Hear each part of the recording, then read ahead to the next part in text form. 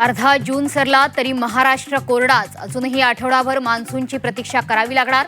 तर लांबलेल्या पावसानं बळीराजासह नागरिकांचीही चिंता वाढवली. राज्यातील धरणांमध्ये अवघा 24.75% पाणीसाठा शिल्लक. पुणे विभागात सर्वात कमी 14% पाणी. 20 जिल्ह्यातील 3,500 गावं वाड्या टँकरवर. पाऊस आणखी लांबल्यानं भीषण पाणी टंचाई.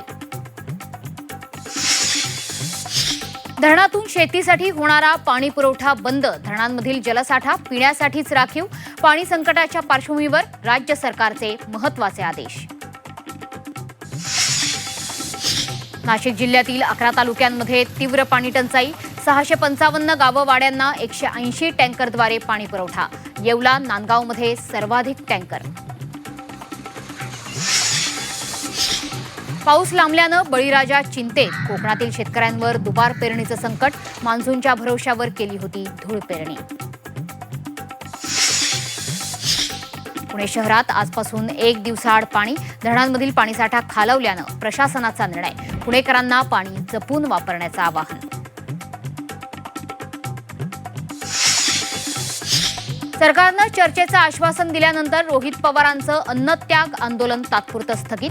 22 जून आधी सरकारसोबत बैठक घेण्याचं निश्चित. मंत्री गिरीश महाजनांच्या शिष्टाईला यश. कर्जमाफीवरून शिवसेना युबीटी आक्रमक. मराठवाड्यात उद्या ट्रॅक्टर मोर्चा. अंबादास दानवे यांच्याकडून मोर्चाची घोषणा.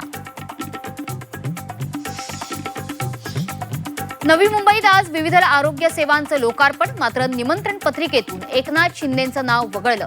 पालकमंत्री असूनही शिंदेंना डावलल्यानं चर्चांना उधाण. नाव वगळल्यानं नरेश मस्केंकडून नाराजी व्यक्त. राज्यभरातील शाळांमध्ये आज पुन्हा हजरचा गजर. उन्हाळी सुट्टीनंतर विदर्भ वगळता उर्वरित राज्यातील शाळा सुरू. गुलाब, पुष्प आणि पेढे देऊन चिमुकल्यांचं स्वागत. आणि आखातातील युद्ध थांबताच खनिज तेलाच्या दरात मोठी घसरण. आंतरराष्ट्रीय बाजारात कच्च्या तेलाच्या दरात 4% अधिक घसरण.